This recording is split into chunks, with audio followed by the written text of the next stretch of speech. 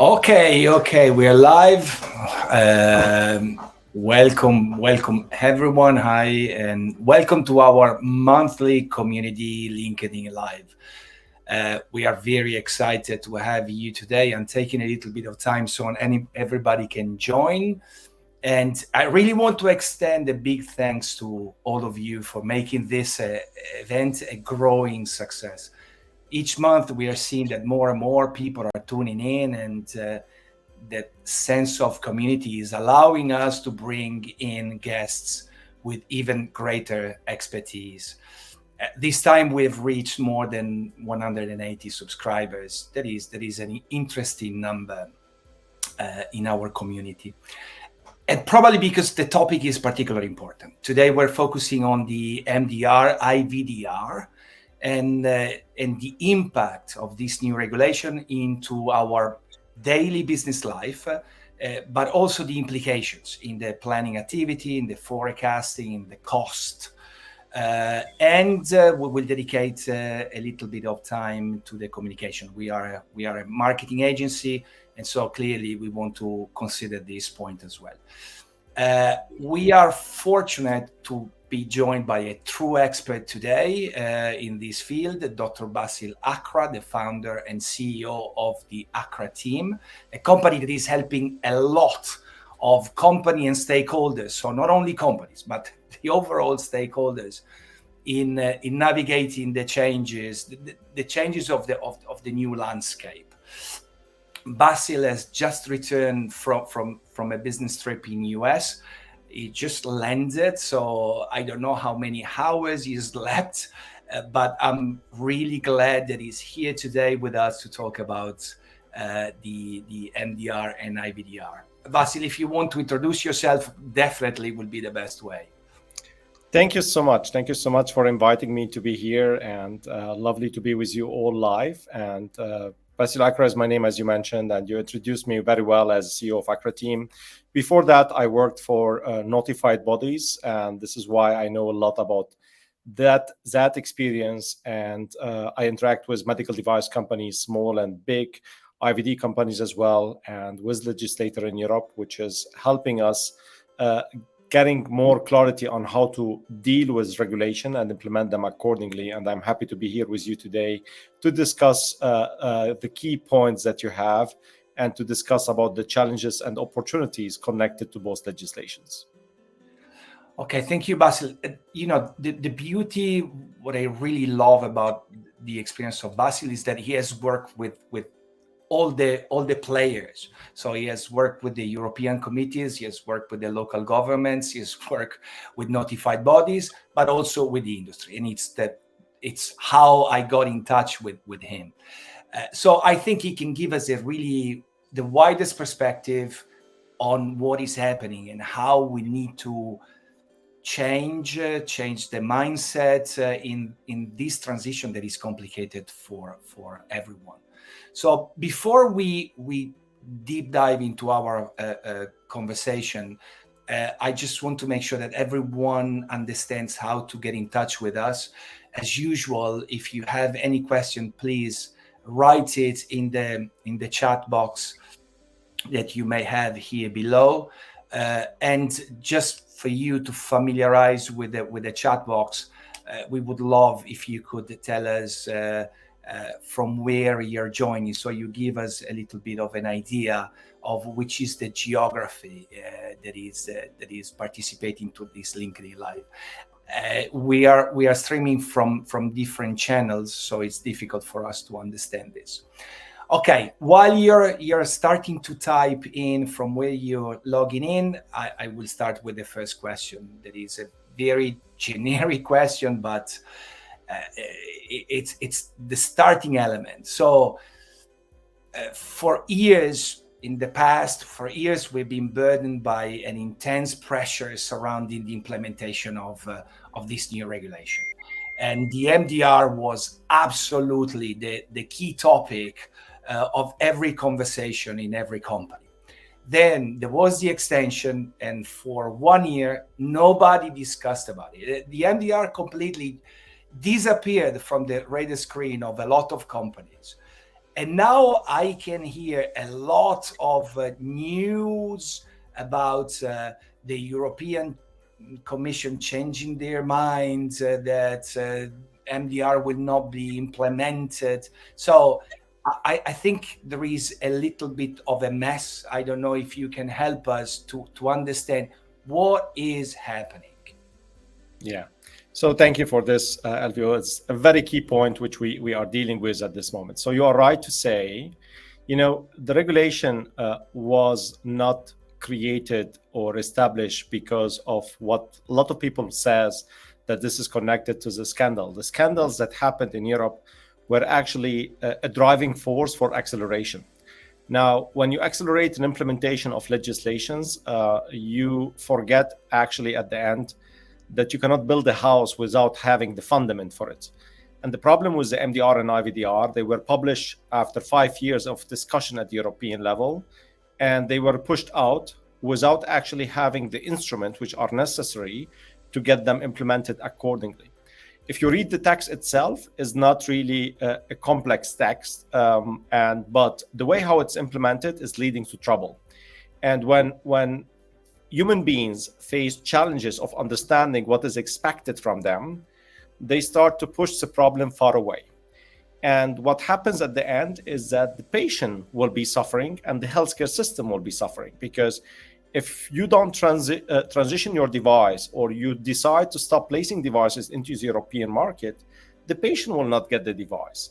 And this is what, after, it's surprising me to see that actually it took us nearly 8 years now to recognize that what we told in 2017 when the publication happened. At that time, key opinion leaders said very clearly, we have two legislation which were published. We don't have notified bodies, we don't have guidance, we don't have UDAMED, and we are expecting people to get them actually certifying their devices on time. It doesn't work. And after 8 years, we recognize we are facing those challenges, and we are getting to the problem that we are not able to get the devices on time, because even notified bodies that we have today, and they talk about sufficient capacity, it took them 5 to 7 years to get those notified bodies which are necessary. And this is why now everyone is asking themselves, including every stakeholders, are we going in the right direction, or do we need to shift gears? And this is why the recent communication of the parliament, and this was a good wording from Peter Liese, who said, actually, we created a monster regulation without adding actually safety to the healthcare system, because we are getting the same device again with more documentation, and we are not getting an updated device because all devices were safe on the market. The only thing that we are getting, we are collecting more data. We are supporting the devices with more evidence, but is it really necessary for all kinds of devices? Because we are not talking always about high-risk devices. We are talking about every single device, from a sterile wrap till a syringe to a pacemaker to a heart sophisticated robot. So sophisticated. Also for the IVDs, the same thing. And there's more troublemaker for the IVDs, because there we have actually the majority of devices were without notified bodies, and now they need to have 80% of those devices which were without a notified body now having a notified body, and the capacity is very limited there. So all of these trouble put now the European Parliament and politician, as well the European Commission, in the situation that they have to rethink about the future legislation. So we have what we have today, but we need to look into long term, because we cannot afford heading to an end where the patient will not get the device anymore. Okay. No, that's very important. You mentioned the disaster, the scandal. Was it the metal scandal or the breast prosthesis? I mean, we had two situations where people put them in the focus in 2012, 2014. At that time, where people were talking about actually shift-led legislation. And when we go back, it was the breast implant scandal, which came very popular, which was a fraud situation. It wasn't actually even a misperformance of the system which we have, or which we had. it was actually someone who wanted to do something criminal, which we cannot actually control. The police cannot control criminals as well. So it is all about actually, are our measures reasonable and risk-based? And the scandals, you can put them back because they weren't actually corrected even by this system. The new MDR will not save us from scandals like that, because criminals can repeat whatever they want under any frame that you have. Okay. The new MDR and new IVDR created actually complexity, which is not leading to actually reduction of devices because they are unsafe. We are getting less devices because businesses are deciding to stop placing devices in the European market because it's becoming costly. Sometimes preparation of documentation and hiring of resources to address a class 1 sterile 2A or 2B devices, which has been for 20 years on the market, is leading the business to the decision to say, is it still interesting for me, or shall I actually focus on a different market which is simpler for me? And this is why there is a shift now in the way how companies are thinking as well. The healthcare system is performing, and we had a system which was reasonable. Now we created a system which is actually more documentation for the same devices which we had before, but those documentation are not adding an improvement to the device, is giving us more story about why the device should be on the market. So supporting the validity of availability of device on the market and not improving the safety of the devices. Okay, it looks like it's more bureaucracy then. And this is turning into another question. What is the main difference between the MDR and the FDA? Because one of the questions that I've always asked myself is, why couldn't we copy? The FDA is considered a very high standard. Why couldn't we copy the FDA? You know, it's political decisions of the European Union versus FDA as well. The FDA will not copy what the European Union was doing under the directive. So it's interesting because we are having a shift of what we had before. In the past, you know, people were complaining about FDA because it was so complex. Yeah. So they came to Europe first because Europe was more reasonable, lean, quick. The FDA learned from their mistake and they adopted the system. Now they are actually more attractive for manufacturers and people go to FDA first. Now, why can't we copy it? And this is a good point. For me as a patient, because everyone, you and myself and also the audience, all of us are patients. What are we expecting from a device? To be safe and performing as intended. I don't care who's putting the legislation behind it. I care about safe and well-performing devices. And everyone, FDA or European system or Chinese or other countries, all of them are targeting having safe and well-performing devices for their population. So yes, we can have the same rules if we want, but it is much more a political decision to say no. What is the difference between FDA and European system? The FDA is not a system which is new. And when they change their legislation, they grandfather devices and don't apply the same rules on all devices when they are introducing new rules. So they give the kind of grandfathering for devices which were already on the market since many years. Mm-hmm. Europe, with the MDR and IVDR, restarted the system 100%, and they said, we apply new rules for all devices. And I take always, as a car fan, I take always a synergy with old-timers. You know, if you have a car which is actually from the 60s, and those are historical cars which are still on the street in Europe, you cannot apply the same rules like the new cars, which is actually having a higher level of security expectation. But the medical device system was saying actually all devices need to fulfill the same rules, and I don't give you like a grandfathering. And the other point, which is very key and important, in Europe, you certify just for a period of time. You just get 5-year certification. And in the US, you get an approval. And then if you don't do anything wrong, you are actually on the market and you just have one single initial approval and that's it. And then it will be running over surveillance.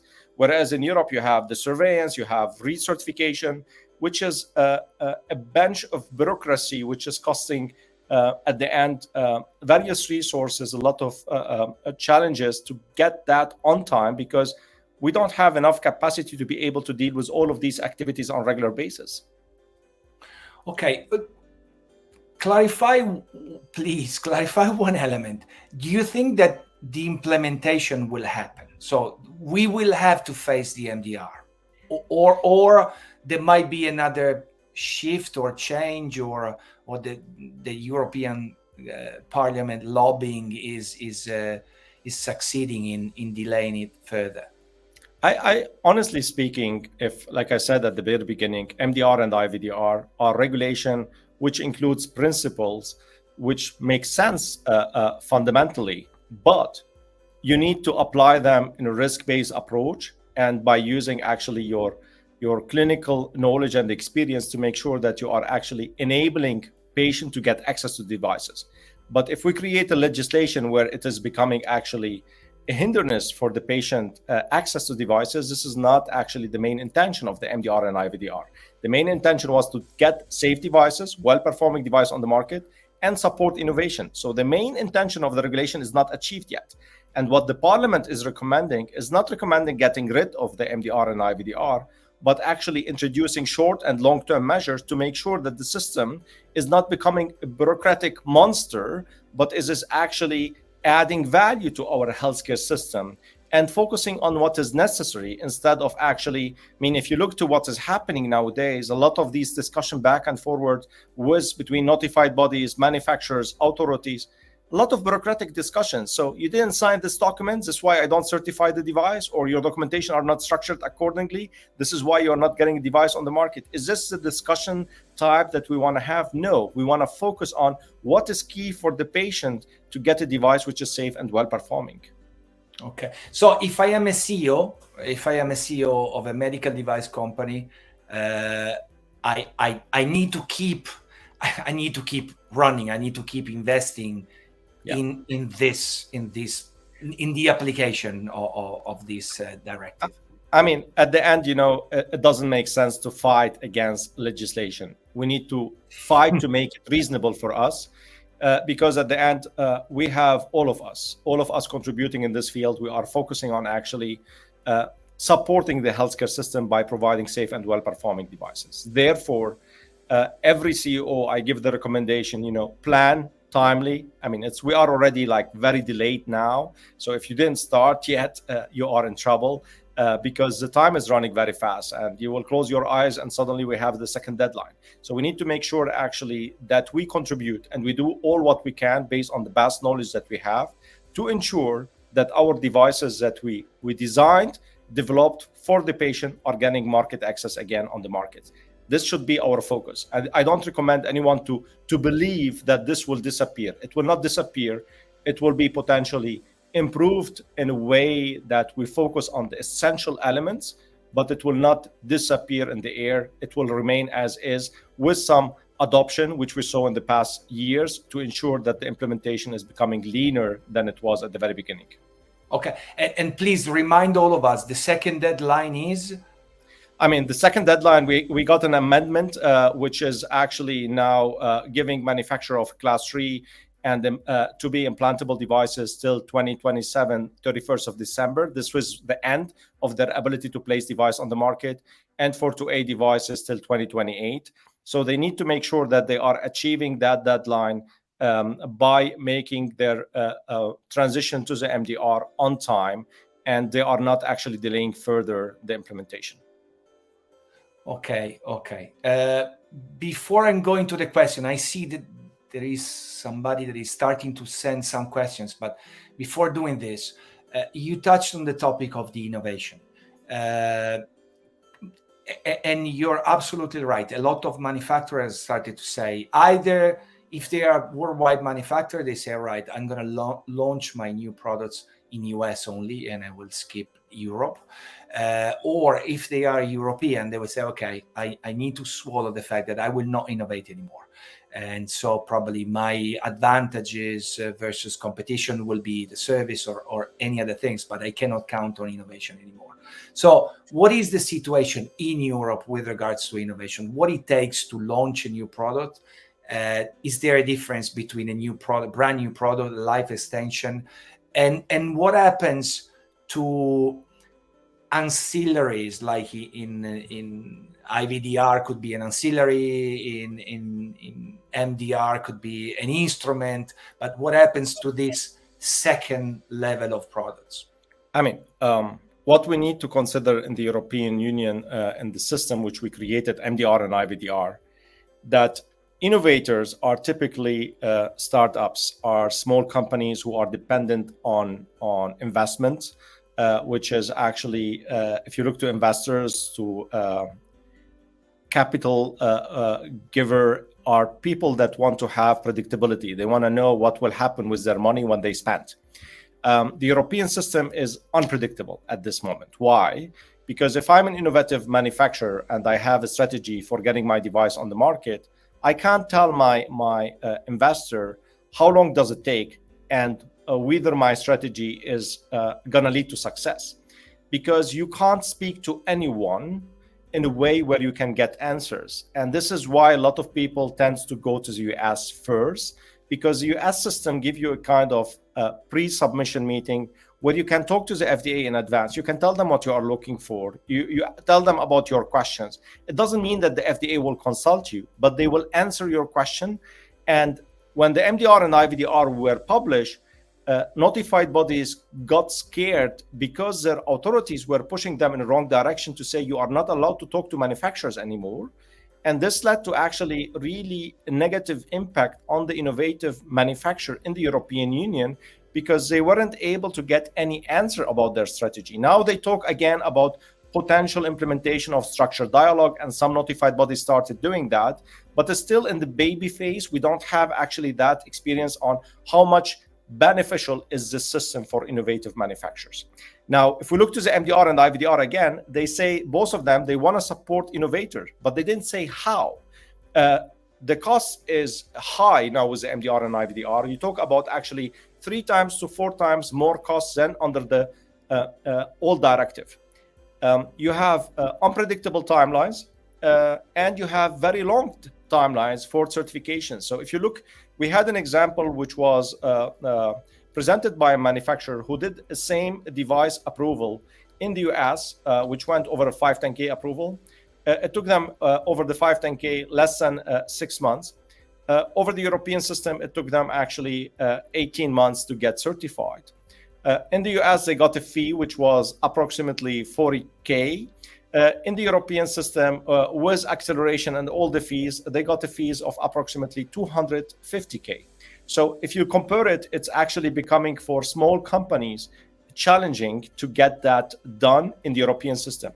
Even if you are a European manufacturer, you want to seek actually getting your device on the market, and you will seek the market which is giving you an opportunity to get on-time market access.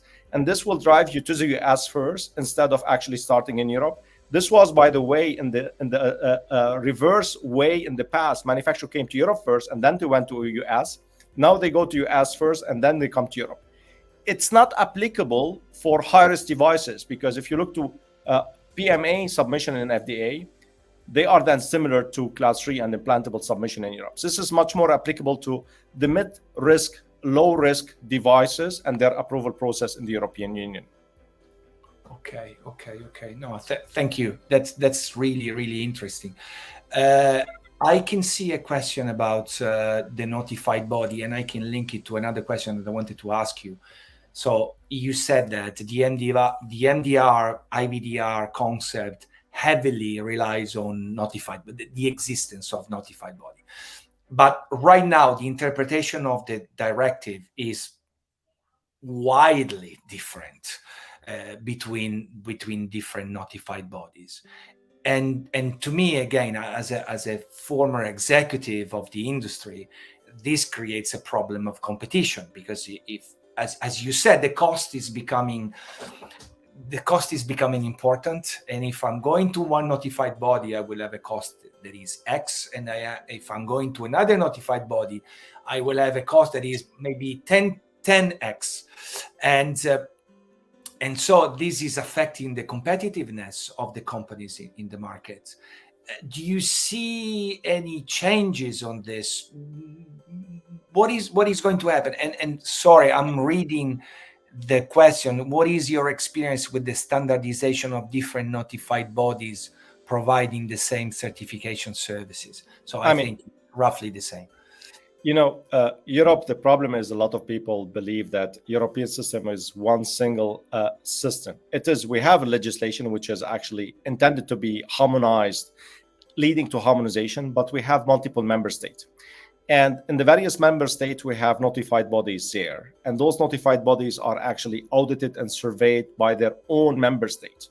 And every country in European Union, so every member state, will impact the work that the notified body is doing. I don't blame notified bodies for this unharmonized behavior. I blame actually the oversight on the notified bodies, which is pushing toward that unharmonization. Notified bodies are now more active in fighting toward harmonization. If you look to Team NB, the European Notified Body Association, named Team NB, they started publishing more and more guidance documents where they consistently try to define similar rules. But even if they define similar rules, and if their authority will come in and say, no, in Germany, we need to do it in such a way, in Italy, you have to do that, then this becomes inconsistent. And then the manufacturer will be at the end seeing differences in the way how they are actually treated. And this is why one of the recommendations to have, which is given now and put on the table, to have a central agency overseeing them instead of having all of these member states, because it is leading to a lot of problem. The other point which is problematic in Europe is the fact that you don't have an ability. So from the question which I see, if you see unharmonized behavior, to whom to complain? You can complain to your own notified body, but you don't have someone who is actually taking the responsibility for the holistic system in the European Union. You have just actually the notified body you can complain to, and that notified body will tell you, I cannot control the other notified body and how they are dealing with things. And I think this would be important for the future, that we have a central agency which is making sure that the notified body performance is actually harmonized. And believe me, I work for a notified body. Notified bodies would be happy to have a harmonized expectation, and they don't want to fight on the expectation. They want to fight actually on the service level, that they say we are faster, we are cheaper, we are better in an interaction with our customer. But they don't want to fight on what is required, what is not required, because this is the troublemaker for them. But they are pushed sometimes by their authority to do that because they have a special expectation on the way how they should be doing things and documenting things. Okay, that's excellent. But let's say practically, same question. I am an executive of a company, and I'm trying to perform better. I'm trying to manage my notified body in a better way. What is your suggestion? How can I do this?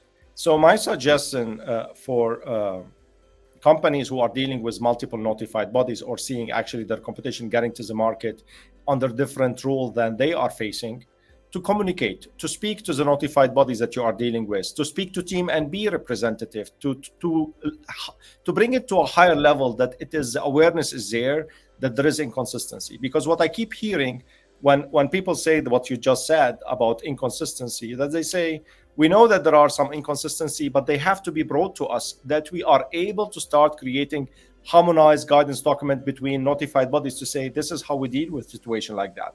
And I think communication is key in our field to make sure that we have provided relevant information to ensure consistency over a long time.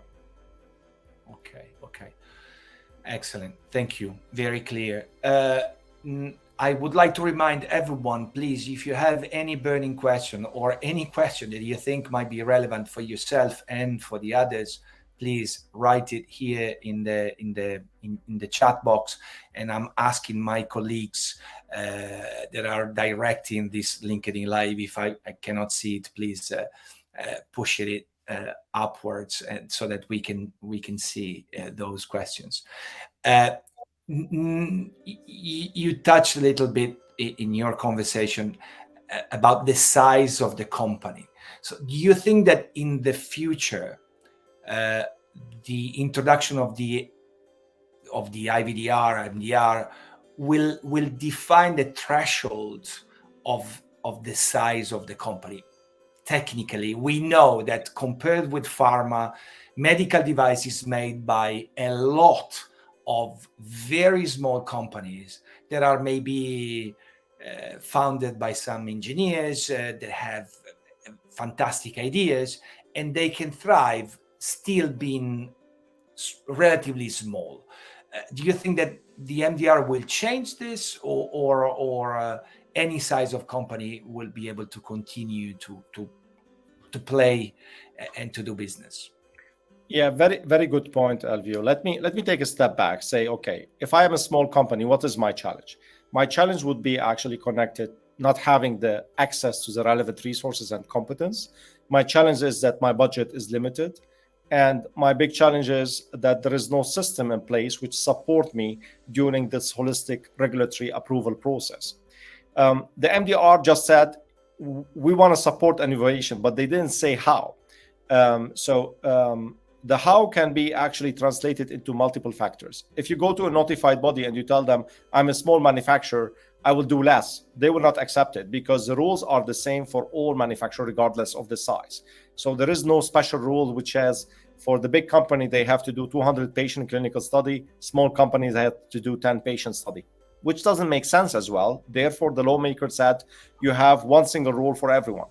Now, if you are a small company, the European system could create, and this was recommended recently by the Notified Body Association, to create a fund which saying, I support you financially. But this will not support on everything, because you need small companies, they need guidance. They need guidance throughout the process. They need to have an ability to speak to the notified body, to get assurance over the process, over the timeline, over the expectation, because they don't have a budget to spend multiple time on the same kind of testing. They need to know, is the testing plan which I have okay, or do you have a different expectation? And those kind of services, they should be allowed by the European legislator to ensure that notified body and small manufacturer are having regular interaction. And if they just review the protocol, I don't see it as a consultancy. If they just tell them what is wrong from the beginning, they need to tell them what is wrong, that they are actually fixing it. The manufacturer should tell the notified body what they have planned, and the notified body should tell them, I agree or disagree. And this would be very helpful for small companies to get through this process. Now, on the cost itself, the notified bodies potentially will not change their cost structure, because at the end, they are a service provider. They have to pay their resources as well. And the European Commission can decide to take the costs away from them by saying, okay, if a company fulfills the definition of an SME, then we actually give a fund at the European level, which allow the notified body to cover perhaps 80% of his costs over this fund, and 20% will be actually charged to the company. This would be nice, because then the company will see a benefit of working and selecting Europe first, because at the end, the cost burden is taken away from them, and the support is given to them throughout the process to ensure that they are not doing the same testing 3 times without knowing what will be the expectation of the notified body or the reviewer. Yeah, I mean, the experience that I heard is that in some of the cases, the notified bodies are doing this consultancy role, because there is a relatively strong bond between the company and the notified body. In most of the cases, though, the notified body is saying, all right, I think you should do this, but I'm not completely sure. So I cannot guarantee. That is probably what you were mentioning before. If I'm going to the FDA and I'm going into a consultancy before approval, I get the point. Instead, it looks that now for the notified body, I don't really get the point. I get an idea. Yeah, I mean, what is important to keep in mind is, like, the notified body is doing an independent assessment of what you are sharing with them. So what would be important that manufacturers get engaged with their notified body on time, but ask them the right question as well. So they should not tell the notified body, tell me what to test. You need to tell them what you are planning to test, and they need to tell you, I buy it or I don't buy it. Because if you tell them, tell me, they are not, in most of the case, expert in your special technology. They are expert in this field, but they cannot know every single device. because this is you, the manufacturer, and you need to show them what you have identified, and they can challenge it or tell you, yes, I buy it. Because medical devices are not just a chemistry, it's actually a combination of complex technologies where they have fundamental experience at the notified body, but they don't know your device at the time of assessment. You need to tell them your device, you need to tell them what you are planning to do, and you need to tell them what is your plan. And based on that, they can tell you, I can follow it, or no, I can't follow it because this and this and this is missing for me. Then you can go back and do your work and make sure that you are addressing what they are asking to make sure that you are not facing challenges at the end of the process. Okay. Yeah, no, it's a good point. You're right. Sometimes probably we tend to expect too much from them. We as an industry, it's a very good point. I mean, we have an additional element which was established for class 3 and special devices, which is the scientific advice of the expert panel with a focus on the clinical strategy, clinical study plan.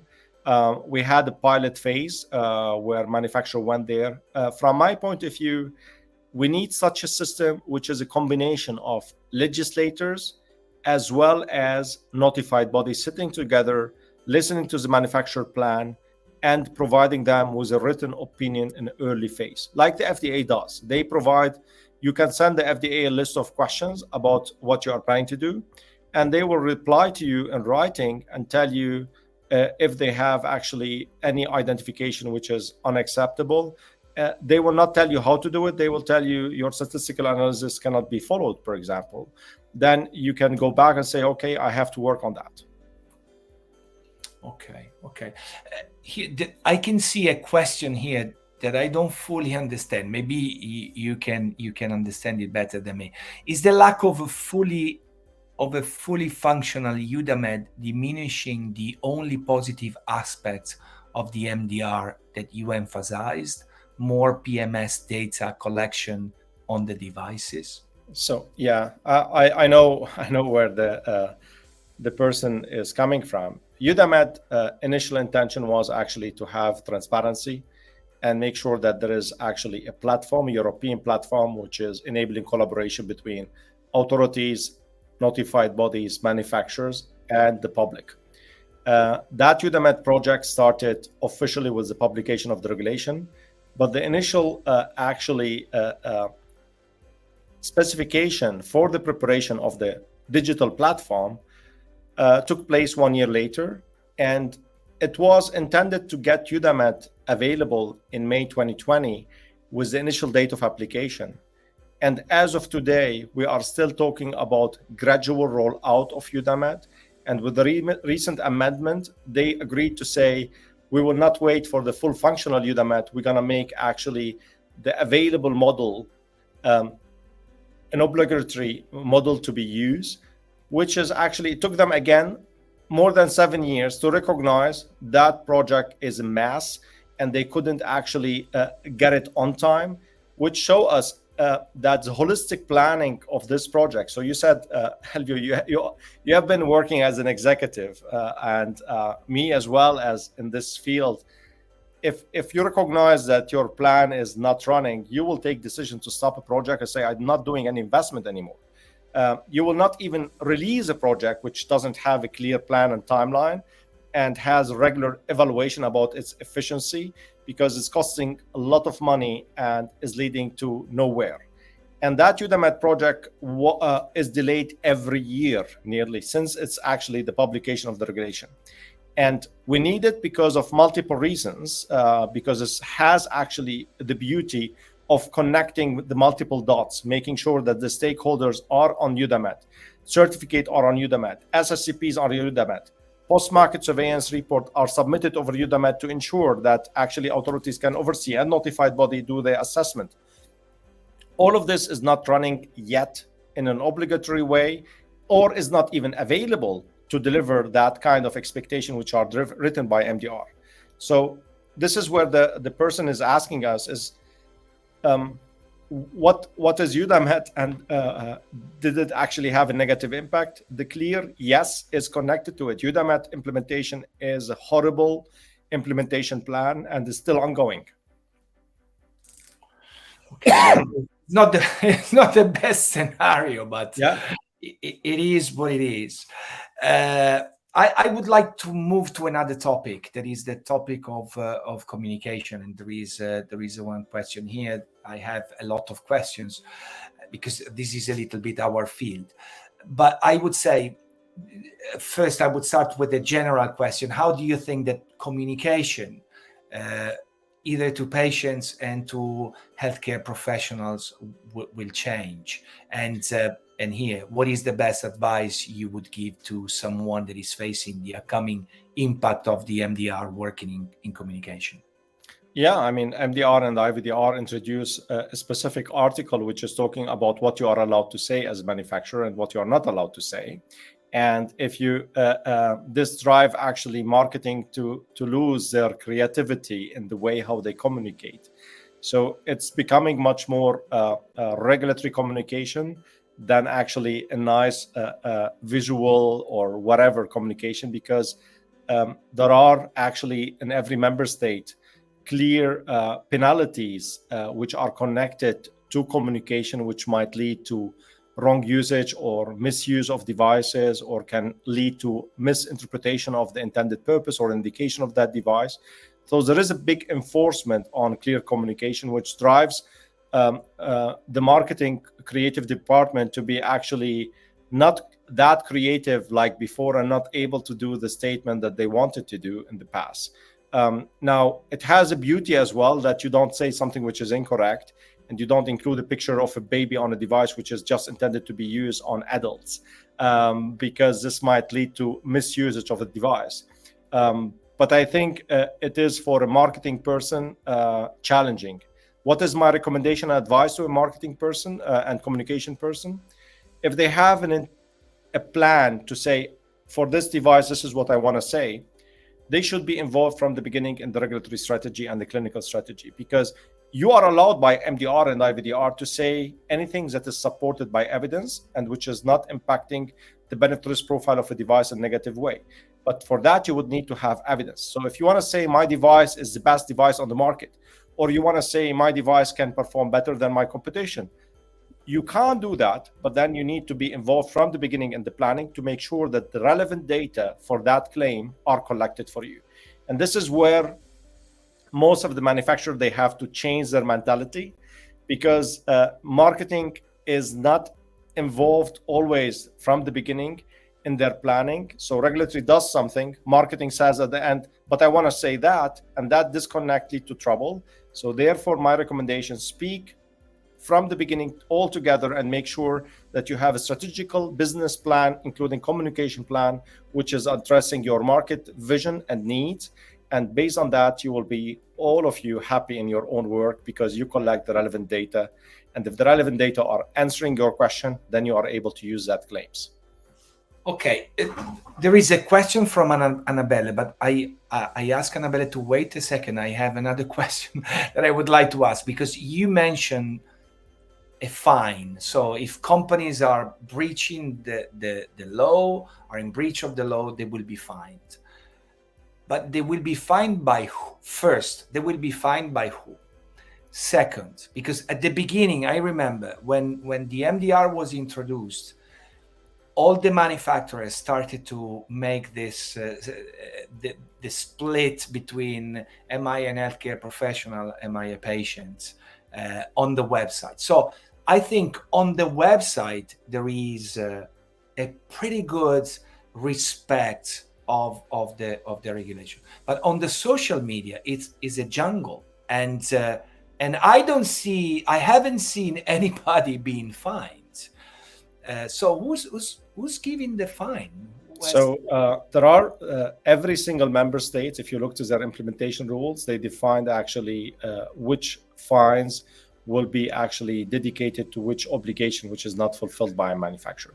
So it's the same thing, Alvio. If you are driving a car and you're driving fast in Germany, you move to Switzerland, you go to Italy, and you still drive fast and you get pictures.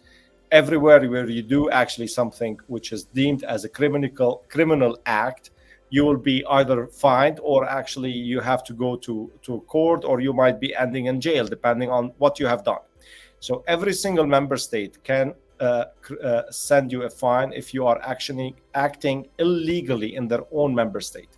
Who can do the oversight on that? This is the responsibility of the Market Surveillance Authority. Do they survey everything happening on social media, on the website? No, they don't do. They apply the principle of risk-based, sampling-based approach. They select some manufacturers, or they got aware about some manufacturer claims where they don't directly fine you. They will start actually looking to, based on that claim, what happened first. So if you would do something which gonna lead to damages of the healthcare system or kill patients because you put a marketing claim which is incorrect, and this challenge the users of the device, then you might be actually in a different, worse situation than a financial fine. But if you did something which is perhaps unacceptable, but nothing happened, they will assess it in a different way. They will warn you first, say this is unacceptable what you're doing. If you don't react, they will then move to send you a fine, say you have to pay this amount, and then they can enforce you actually to delete it, or they can restrict you from placing that device in their own market. So they have an ability in the Market Surveillance Authority which is more power than actually the notified bodies. A notified body can give you a certificate or pull a certificate back, but an authority can actually request you to do a recall or actually not allow you to place a device in their own country. Okay. So I'm going to the question of Annabelle. How do you recommend to communicate on the likely risk in advertising? Link, QR code referring to the IFU? It's a good question. Likely risk in advertising. So I assume you are talking about actually the residual clinical risk connected to a specific device. If you have that, then the MDR and IVDR, they expect you to have that in your IFU itself. If you are referring to something else, so a link, QR code, this can be actually used if you are including that in your marketing brochure. If you want to talk about a device and you want to actually connect your marketing brochure to your IFU, then you can use linkage and QR code to ensure that the people who are reading that marketing brochure can find your document. But please, if you do that, make sure that your link and your QR code are functional. Because if you tell people, this is where you can find my IFU, which include all the clinical residual risk of my device and can give you the indication, contraindication, and then when they click on that link or they try to use that link, then they get to a pizza shop, this doesn't make sense. And I had a case like that where a manufacturer said to me, click on that link, you will find on my website all the information, and I could actually order my next pizza for my lunchtime because the link that they used was a completely wrong one. So you need to make sure that you have actually the clear link and you have validated information on anything that you are using in public. All right. Thank you. Good analogy. If there is any other question, I welcome probably one or two questions. In the meantime, I would like to ask you what the Akra team is doing, because you mentioned the fact I work with the notified bodies, but what is the Akra team doing in the industry? So Akra team is a consultancy company that I founded to help the various stakeholders. So we help manufacturers in their preparation for the MDR. We train resources on the various requirements. We help manufacturers on IVDR. We help them on FDA. So what does it mean helping? It means that we either teach them how to fulfill the requirement, or we do the work for them, that we write documentation for them, we update documentation, write report for them. So take some of their tasks. We cannot take their responsibilities. They have to be responsible all time, but we can actually support them by having additional competent people helping them moving forward toward the compliant level. We support them on Europe and the US, and we focus on the various topics, including, like I said, regulatory, quality, and training. So we have a training pillar in our service, where we do regular training for our customers and to help them as well be completely up to date about what's happening in the various legislation, and making sure that they are aware and prepared on time. What we do with notified bodies as well with authorities, we do also training. We do support them on their designation process. And so if they have questions and they want to get our opinion, we help authorities as well as notified bodies in any cases that they feel that our subject matter expertise will provide them and add value in their implementation or in their discussion about a specific topic. Okay. No, thanks a lot. It's really interesting, and I know that you're helping. I know because I worked a little bit with you in the past, so I know how much you're helping the companies, but I didn't have all this wider picture. Now, there is a last question from Federica. That is, in your experience, what are the common pitfalls C-level executives should be aware when steering their organization through MDR compliance? So I think the C-level should put the MDR and IVDR as a priority in their actually management review since the beginning. So they shouldn't actually get rid of it before they have the certificate in hand. Even when they get the certificate in hand, they need to make sure that they are continuously compliant as well. So this is a pitfall that happens with various organizations. They move with the wind. When they hear that the MDR is like delayed, they start delaying again. They shouldn't do that, because if you have a plan, you should keep it. Because like you said before, Alvio, the MDR and IVDR will not disappear. They will be there. We just need to make sure that we introduce them on time. The other point, which is important, that they look just to the current cost of the MDR and IVDR, and they don't look to the opportunity connected to early adoption. Even there are challenges, but there are also opportunities. And the opportunities could be actually winning bigger market access and having actually better ability to communicate on the market where your competition is not doing this in the same way. So there are some opportunities connected to early implementation, which should not be forgotten. And last, which is happening with a lot of organizations, delays. They delay, and they recognize at the end that now they don't have an ability anymore to delay. Then they are risking the fact that they will potentially not be able to get on market anymore or on time, and they will get a gap in of market access. And that gap of market access could be the end for them, because if they lose market access for 3 months and their competition was clever enough, then they will never get that market share again anymore, because they took it over. Okay, sorry, I was smiling because I was reading the last question that was saying, thank you for the discussion. I have to drop out.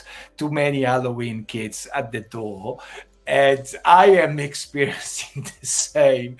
I can tell you, the funniest story here is we are talking today about MDR and IVDR.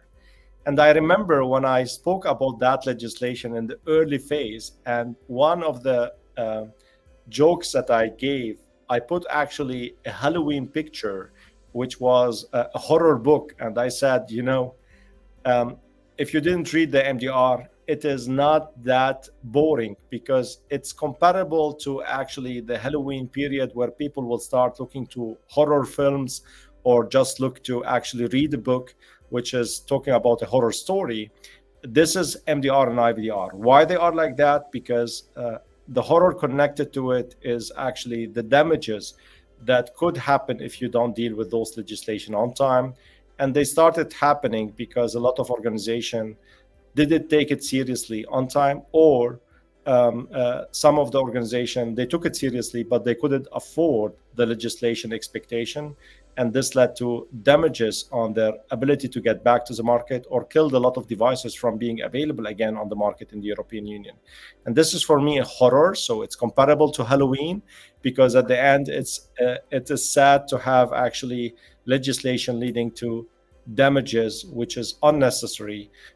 Because what is important is to keep in mind that all of us, we want to have the devices, we want to have the innovation, we want to get treated with devices which are well performing, And we don't want to kill the devices because we just want to have more bureaucracy.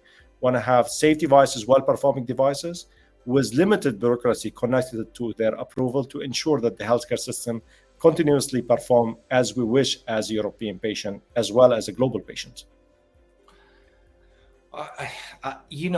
Bassil, I wanted to make a closing remark, but to be honest with you, the best note is what you said right now. I think there is nothing to add. It's absolutely perfect. First of all, before being executives or entrepreneurs, we're patients, and we want the healthcare system is treating us in the best way with the best possible solutions. And so having a directive that is guaranteeing this is great. I think the only thing that I can probably say is the MDR is there, so it's not going to go away for sure. If what I learned, I think what I learned today is we as an industry, we also need to help the notified bodies, because sometimes they are in trouble as much as we are. And so we need to help each other. And I think probably, hopefully, people like you and other people that have all these connections will try to make this directive a little bit better for the companies and for the patients. That's probably the only note that I can make. We need to make the best out of it. At the end, it doesn't make sense to fight against the legislation. We need to make it reasonable and patient-oriented. This is what we need to do, and stop actually all the bureaucratic activities that we are doing and focus on how can we ensure continuity of the healthcare system and patient needs are addressed via innovative and well-performing safe devices on the European market. Excellent. I think that's the best closing. Bassil, thanks a lot. Thanks to everyone who has remained with us. I can see that the number of participants has remained stable, so it means that you have been very interesting, and I can tell you give us a lot, and we thank you for this. We will follow up with all the subscribers with the link to this live if they want to see it again, or for people that hasn't been able to participate for the full time. And we will also share some further resources so that you can deep dive into the topic. Thank you, Bassil, again. Great having you here, and let's go and enjoy the Halloween night. Let's enjoy it. Wish you a lovely evening, everyone, and happy Halloween. Thank you. Bye-bye.